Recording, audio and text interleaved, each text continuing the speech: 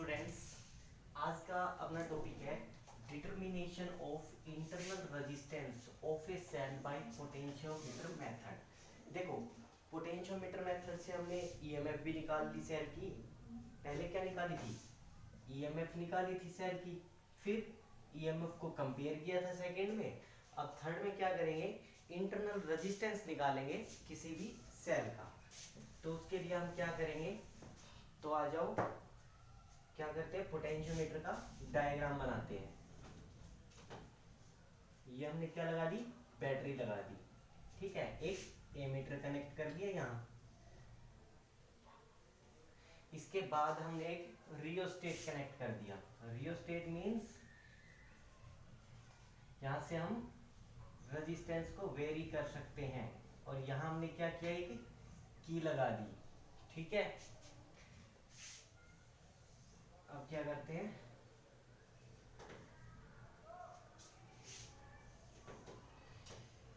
अभी potentiometer wire होती है ना, वो वायर लगाते हैं। तो ये क्या है? Potentiometer wire.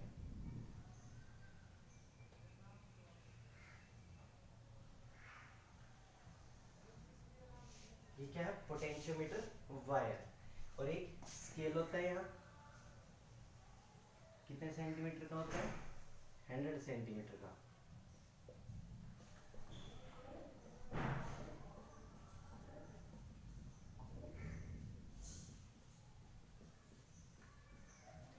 ये क्या है? 100 सेंटीमीटर का क्या है? स्केल है। 100 सेंटीमीटर का स्केल है।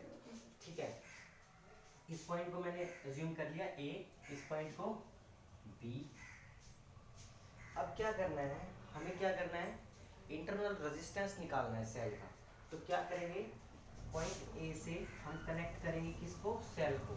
अब देखो, पोटेंशियोमीटर का पॉजिटिव टर्मिनल है, उसी से हम सेल का पॉजिटिव टर्मिनल कनेक्ट करेंगे। ठीक है, ये नेगेटिव टर्मिनल हो गया सेल का, कनेक्ट कर दिया। अब हमें क्या करना है? इसका इंटरनल रेजिस्टेंस निकालना है। इंटरनल रेजिस्टेंस निकालना है तो हमें इस सेल के साथ एक रेजिस्टेंस बॉक्स भी कनेक्ट करना पड़ेगा। तो इस सेल के साथ में एक रेजिस्टेंस बॉक्स, जिसका रेजिस्टेंस क्या है? आर, वो कनेक्ट कर देता हूँ। और फिर उसके बाद लगा देता हूँ मैं यहाँ एक की।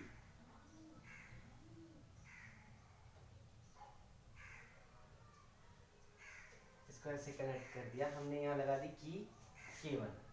इसको हम अज्यूम कर लेते हैं की K1। अब यहाँ क्या करूँगा? मैं एक जॉकी लगा, गैल्वेनोमीटर लगाता हूँ। गैल्वेनोमीटर के बाद एक जॉकी J लगाता हूँ। अब देखो, हमें स्टार्टिंग में करना क्या है? हमें करना है कि जो हमारे पास की है, इसको क्लोज करना है। की K को क्लोज करेंगे तो होगा क्या? जैसे हमने इसको क्लोज किया तो ये सर्किट कंप्लीट हो गया, पोटेंशियोमीटर वाला। अब जैसे ही इसको क्लोज किया तो ये करंट फ्लो करना स्टार्ट कर जाएगा और इस वाले सर्किट में करंट फ्लो करने लग जाएगा। ठीक है, अब देखो, ये तो ओपन है, इसको हमने क्लोज नहीं किया, तो यहां से कोई भी करंट पास नहीं होगा। तो करंट पास होगा यहां से और यहां से। अब क्या करेंगे कि हमें करना है कि जो हमारे पास ये है, जो कि इसको क्या करना है? पोटेंशियोमीटर वायर पे स्लाइड करना है। जब हम स्लाइड करेंगे इसको तो हम एक नल पॉइंट देखेंगे जहां इसकी गैल्वेनोमीटर की डिफ्लेक्शन 0 आ जाए, मतलब कोई भी डिफ्लेक्शन शो ना करे। उसको हम क्या बोलते हैं? नल पॉइंट बोलते हैं। ठीक है, तो उसका मतलब क्या है कि जब दोनों सेल्स की, इसकी और इसका पोटेंशियल उस पॉइंट पे क्या हो जाता है? सेम हो जाता है। ठीक है, वो होता है नल पॉइंट। तो जब हम क्लोज करते हैं, क्लोज क्लोज की के, तो क्या होगा? करंट फ्लो करना स्टार्ट कर जाएगा और फिर हम जॉकी को स्लाइड करेंगे। जब हम जॉकी को स्लाइड करेंगे तो एक पॉइंट आएगा ना, नल पॉइंट, जिसपे ये डिफ्लेक्शन शो नहीं करेगा। उस पे, उस पॉइंट की सपोज मैंने लेंथ मान ली L1। भाई L1 लेंथ पे क्या करता है? वो स्टॉप स्टॉप हो जाता है, डिफ्लेक्शन शो करना बंद कर देता है। अब वो डिफ्लेक्शन नहीं करेगा तो उस पॉइंट पे जो पोटेंशियल होगा वो किसके इक्वल आ जाएगा? V is equal to K into L1। K के हमारे पास क्या होता था, पोटेंशियल ग्रेडियंट। पोटेंशियल ग्रेडियंट का मतलब है पोटेंशियल पर यूनिट लेंथ, ठीक है, तो वो होता था पोटेंशियल ग्रेडियंट। अब देखो ये हमने बताया पोटेंशियल, क्या ये पोटेंशियल ईएमएफ के इक्वल हो सकता है? हाँ हो सकता है। कैसे? अब हम देखो पोटेंशियल को कैसे लिखते हैं, एक मिनट साइड में। पोटेंशियल होता है हमारे पास V, वो कैसे लिखते हैं हम पोटेंशियल को? क्या करते हैं, EMF minus I into R, EMF minus I into R. अब देखो इसकी EMF मान ली मैंने E, ठीक है, चलो इसकी छोड़ो, इसकी EMF मान ली मैंने E। तो अब देखो जो EMF है वो तो जो इसकी है उतनी रहेगी, उसके बाद I इंटू आर। अब देखो इस सर्किट में हमने कौन सा गैजेट लगा रखा है, गैल्वेनोमीटर।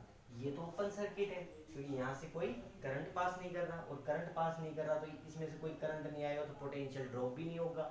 अब यहाँ मैंने ये कनेक्ट कर रखा है गैल्वेनोमीटर, तो गैल्वेनोमीटर एक पॉइंट पे जाके डिफ्लेक्शन शो करना बंद कर देता है। इट मीन्स उसमें डिफ्लेक्शन नहीं है, ठीक है, क्योंकि डिफ्लेक्शन शो करना बंद कर दिया इसका मतलब है वहां क्या हो गया, उसे क्या बोलते हैं, गैल्वेनोमीटर के अराउंड जो पोटेंशियल हो गया वो क्या हो गया, जीरो। तो पोटेंशियल जीरो हो गया, तो पोटेंशियल को हम क्या लिखते हैं, करंट इनटू रेजिस्टेंस। भाई गैल्वेनोमीटर में करंट इनटू गैल्वेनोमीटर का रेजिस्टेंस। तो हम क्या कह रहे हैं कि इसका पोटेंशियल जब जीरो हो जाता है तो गैल्वेनोमीटर डिफ्लेक्शन शो करना बंद कर देता है। सो आई इंटू आर हमारे पास क्या हो गया, जीरो। तो क्या करेंगे, आई इंटू आर को जब हम जीरो पुट करेंगे तो V क्या आ जाएगा हमारे पास, E के बराबर। तो यहाँ पर हम इसको EMF को लिख सकते हैं ना K इंटू L1, ठीक है, K इंटू L1। तो हमारे पास जो EMF आई है, जो पोटेंशियल आएगा इस केस में वो क्या आएगा, K इंटू L1। क्योंकि फर्स्ट स्टेप में हमने क्या किया था, जब ओनली हमने ख्याल रखा था तो EMF ही निकाल रहे थे ना, तो क्या आएगी K इंटू L। अब देखो इसके बाद हमें क्या करना है, अब दूसरी की देखो K1 की K1 जब हम क्लोज की K1, जब K1 को क्लोज कर देंगे तो क्या होगा, अब जैसे हमने K1 को क्लोज कर दिया, अब इसमें से भी करंट फ्लो करने लग गया। अब देखो जब भी इसमें से करंट आएगा, इसमें से फ्लो करेगा, तो इसके अराउंड कुछ ना कुछ पोटेंशियल होगा। कितना होगा भाई, जितना करंट आ रहा है वो इनटू इसका रेजिस्टेंस, ये क्या हो जाएगा, पोटेंशियल। इट मींस ईएमएफ इसकी कुछ थी, कुछ यहाँ ड्रॉप हो गया और फिर गया। तो अब की बार हम इसका पोटेंशियल निकालेंगे, इस वाले सेल का पोटेंशियल निकालेंगे। तो कैसे निकालेंगे, पोटेंशियल V। अब देखो जैसे यहाँ कुछ पोटेंशियल ड्रॉप हो गया तो मतलब वहां तक कम पोटेंशियल जा रहा है, तो अब हमारा जो नेक्स्ट पॉइंट आएगा वो दूसरी जगह पे आएगा। भाई उसको मान लिया मैंने J1। अब दोबारा स्लाइड करूंगा इसके ऊपर, जो नल पॉइंट आएगा वो दूसरी जगह आएगा, उसको मान लिया मैंने J1, और मैंने A से लेके J1 की डिस्टेंस मान ली L2। क्या मान ली, L2। तो L2 डिस्टेंस मान ली, तो यहाँ जो पोटेंशियल होगा वो कितना हो जाएगा, यहाँ जो पोटेंशियल होगा वो कितना होगा, potential V is equal to, potential V is equal to potential gradient K into length L2, ठीक है, ये हमारे पास आ गया पोटेंशियल। इसके बाद क्या करेंगे, ये सपोज हमने फर्स्ट ले ली, ये सेकंड ले ली। अब क्या करेंगे, फर्स्ट को सेकंड से डिवाइड करेंगे, डिवाइडिंग फर्स्ट बाय सेकंड। क्या मिलेगा हमें, फर्स्ट क्या है, E is equal to KL1 by V is equal to KL2। K से तो K कैंसिल हो गया, क्या आ गया, E by B is equal to L1 by L2। ये हमारे पास थर्ड इक्वेशन आ गई, ये हमारे पास कौन सी इक्वेशन आ गई, थर्ड इक्वेशन आ गई। अच्छा ये यहाँ तक हमारे पास आ गया।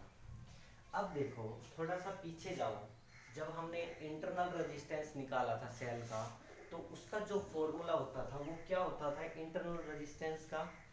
तो देखो वो इंटरनल रेजिस्टेंस क्या मानते थे हम, स्मॉल आर से मानते थे इंटरनल रेजिस्टेंस।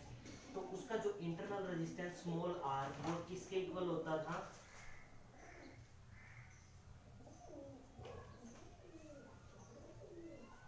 किसके इक्वल होता था, EMF minus potential by potential into R, जो ये रेजिस्टेंस हमने इसके साथ कनेक्ट किया है। ये किसका फॉर्मूला होता था, इंटरनल रेजिस्टेंस का फॉर्मूला होता था।